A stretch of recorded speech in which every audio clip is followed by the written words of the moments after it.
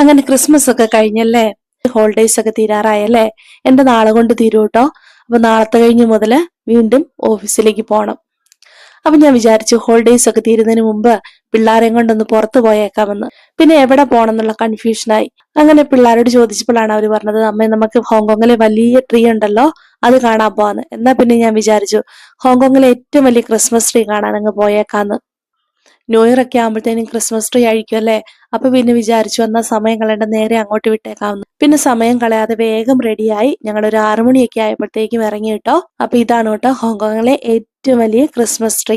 ഇത് ഒരു പ്രൊമനേഡ് സൈഡാണ് കേട്ടോ. അതുകൊണ്ട് തന്നെ ഈ ദ്വീപിന്റെ ഫുള്ള് കാഴ്ചകളും വലിയ വലിയ കൂറ്റനില കെട്ടിടങ്ങളൊക്കെ ആയിട്ട് ഒരു അസാധ്യ വൈബ് തന്നെയാണ്. പിന്നെ ഞങ്ങൾ കുറച്ചു നേരം അങ്ങോട്ടും ഇങ്ങോട്ടൊക്കെ ഫോട്ടോഷൂട്ടൊക്കെ നടത്തി. പിന്നെ നമ്മുടെ പിള്ളേർക്ക് കുറച്ച് അവരുടെ ഫേവറേറ്റ് റീൽസ് ഒക്കെ ചെയ്യണം എന്ന് പറഞ്ഞു ആ വീഡിയോസ് ഒക്കെ ഞാൻ പുറകെ ഇടാം കേട്ടോ. അങ്ങനെ കുറച്ച് റീൽസ് ഒക്കെ എടുത്ത് ഞങ്ങൾ അടിപൊളിയായിട്ട്